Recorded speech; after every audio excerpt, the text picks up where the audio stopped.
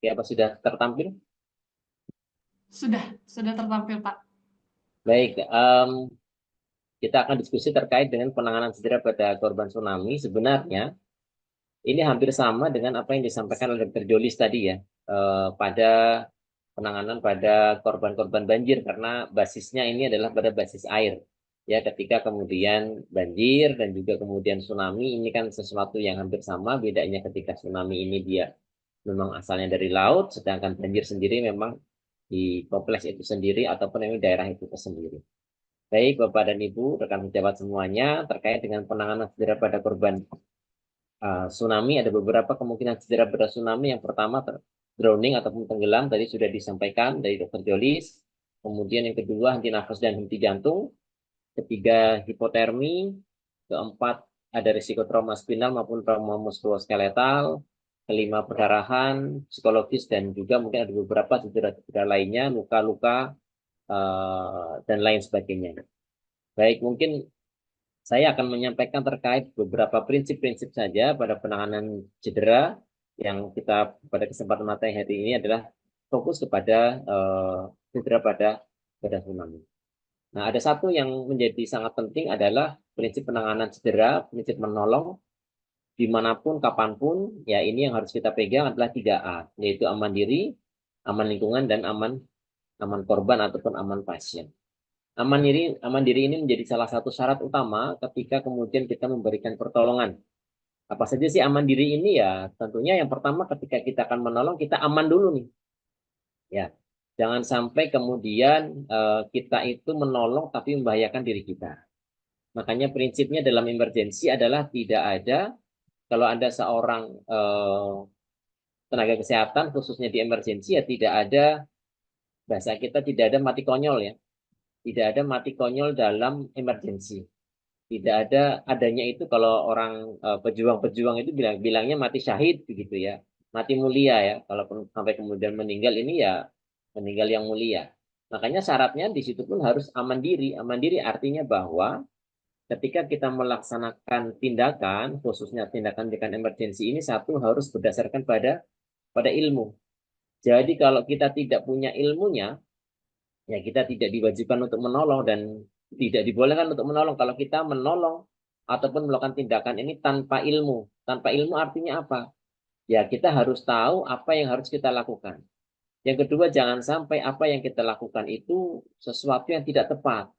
Atau bahasanya kalau kita tanpa ilmu itu menolong itu berarti kita sesat. Ya, jadi menolong yang memberikan pertolongan, memberikan tindakan yang kita tahu. Nah ini sangat penting buat kita tenaga kesehatan ketika memberikan pertolongan itu, memberikan tindakan, ya baik di rumah sakit ataupun di luar rumah sakit itu ya harus dengan ilmu. Kalau tanpa ilmu ya yang menjadi korban siapa? Yang menjadi korban ya tentunya yang ditolong dan juga bisa berbahaya kepada diri kita. Oleh karena itu, kemudian Kementerian Kesehatan mengatur dengan regulasinya kita sebagai tenaga kesehatan punya sertifikat kompetensi. Ya, sertifikat kompetensi ini sebagai salah satu parameter secara administratif dan tentunya keterampilan bahwa ketika Anda menjadi seorang dokter, Anda menjadi seorang perawat itu sudah dinyatakan bahwa Anda kompeten. Nah, inilah menjadi prinsip sebenarnya dalam melakukan tindakan. Ya, salah satunya ya tadi kita berkerucut kepada namanya aman diri sendiri. Ya, aman diri sendiri ya menjadi salah satu ilmunya. Artinya bahwa ketika kita akan melakukan tindakan itu tidak mungkin membahayakan diri sendiri. Jadi kalau membahayakan diri sendiri berarti kita tidak diwajibkan untuk menolong. Nah, ini menjadi penting. Apalagi kalau menjumpai kemudian mengalami eh, bencana tsunami. Ini juga harus terpatri kepada kita semuanya, semua relawan. Jadi tidak ada mati konyol begitu ya. Tidak ada seperti pahlawan kesiangan, tidak ada. Jadi semuanya harus didasarkan kepada ilmu, kita berkerucut pada aman diri. Pada kasus-kasus tsunami ya harus aman diri dulu. Jadi pastikan bahwa ketika kita akan menolong, ya pastikan bahwa kita ini aman. Ya jangan sampai kita menolong kemudian membahayakan diri sendiri. Ini menjadi penting karena menjadi landasan dari keilmu. Jadi amal harus dilandaskan kepada ilmu. Tidak ada amal ataupun tindakan yang dilakukan tanpa ilmu yang tanpa ilmu.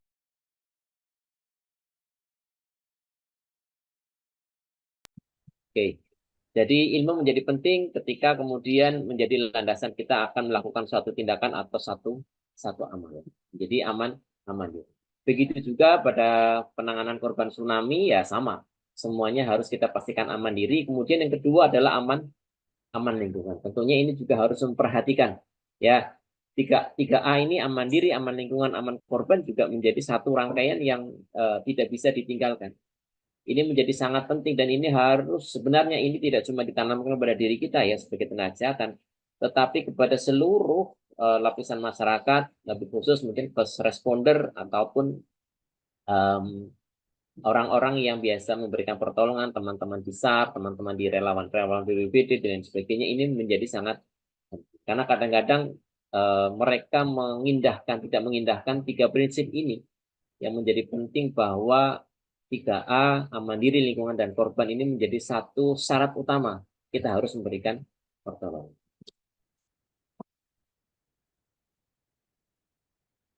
Oke, kemudian karena kita bicara terkait dengan cedera, ya mengapa penanganan trauma itu penting? Karena memang um, dalam molecular distribution ini bahwa 30 menit pertama ini paling sering untuk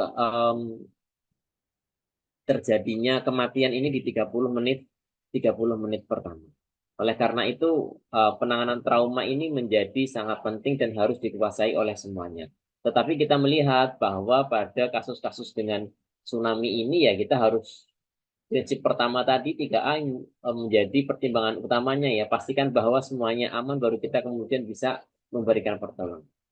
Nah, oleh karena itu sebenarnya pada kasus-kasus tsunami ini ya harus konsep-konsep mitigasi, tindakan-tindakan mitigasinya ini yang harus menjadi aware, yang menjadi perhatian kepada seluruh relawan dan seluruh masyarakat terkait dengan risiko bencana yang ada di daerah masing-masing. Ini menjadi penting. Nah, karena ini adalah penanganan cedera akibat tsunami, tentunya sudah terjadi tsunami-nya, baru kemudian kita melakukan tindakan-tindakan tersebut. Tindakan apa yang kita lakukan ya seperti biasa kita primary survey dan secondary survey. Tetapi ini konteksnya, kita lihat konteksnya apabila memang kondisinya masih ada di lapangan, nah berarti nanti ada di ruas semak lapangan, ataukah kita berperan sebagai kemudian evakuasi dan evakuasi korban. Ini akan kita lihat apa namanya, bagaimana konteks pada penanganan di primary survey dan secondary surveinya. Di primary survey ya kita sudah biasa dengan airway, breathing, sirkulasi, visibility, dan exposure. Ini apabila memang kemudian teman-teman menjumpai korban dengan trauma. Nah, saya kembali kepada beberapa kemungkinan cedera pada tsunami. Yang pertama adalah drowning ataupun tenggelam. Konsep bagaimana penata laksanaan pasien-pasien dengan tenggelam ini ya sebenarnya prinsipnya sama dengan berikutnya, yaitu di henti nafas maupun di jantung, prinsip penanganan pada basic life support. Ya, basic life support mungkin ini konsepnya adalah out of hospital. Ya, out of hospital artinya memang ini di luar rumah sakit. Ya, contoh misalkan kemudian kita menjumpai pasien tenggelam, ya kita tahunya kalau tenggelam mungkin di kolam renang ataupun apa, tetapi bagaimana dengan tsunami ya sama saja sebenarnya ketika dia tergulung oleh ombak tsunami sehingga kemudian airnya masuk ke saluran pernafasan ya bisa dikatakan sama aja dia dengan tenggelam. Apa yang kita lakukan pertama adalah ya pertama tadi harus 3A. Aman diri, aman lingkungan, kemudian aman korban. Setelah 3A memastikan itu terjadi, memastikan itu semuanya aman, kemudian berikutnya adalah kemudian kita cek respon. Nah, di cek respon ini ya kita harus mengecek respon, tetap harus cek respon wajib dilakukan. Kita cek respon mulai dari alert, verbal, kemudian dengan rasa nyeri apakah dia masih berespon ataupun unrespon. Nah, dari situ kemudian baru kita minta bantuan. Nah, case kemudian pada tsunami ini apabila kita sendiri ataupun kita kemudian dalam sebuah tim tentunya akan regulasinya akan sedikit berbeda ya. Ketika kita sendiri memang sendirian ya kita minta tolong kepada siapa, tetapi pastikan 3A tadi.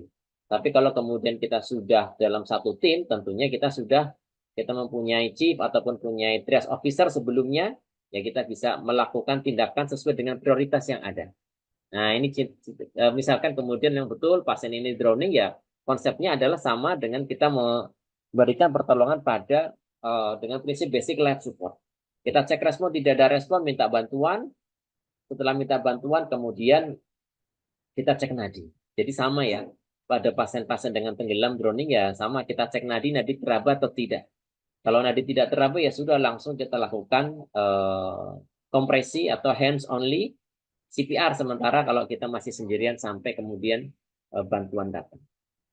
Yang terjadi kepada masyarakat itu masih kemudian banyak yang pada kasus-kasus tenggelam ini dia diangkat kakinya begitu ya.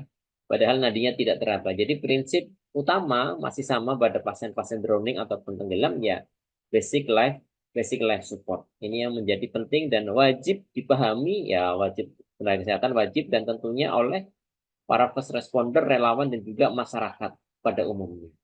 Jadi prinsipnya adalah kemudian pada penata laksanaan basic life support, cek nadi tidak ada nadi ya kita langsung kemudian berikan kompresi dengan hands only CPR. Sampai kapan? Sampai ada respon, sampai kemudian ada bantuan datang. Ini apabila korban dengan tanpa nadi. Bagaimana kemudian korban tenggelam masih nadi teraba ya kita lanjut ke berikutnya. Ya kita lihat breathingnya ada atau tidak. Kalau tidak ada breathing, ya tentunya seharusnya kita wajib lakukan rescue breathing. Tapi kita juga kembali ke konsep 3A tadi.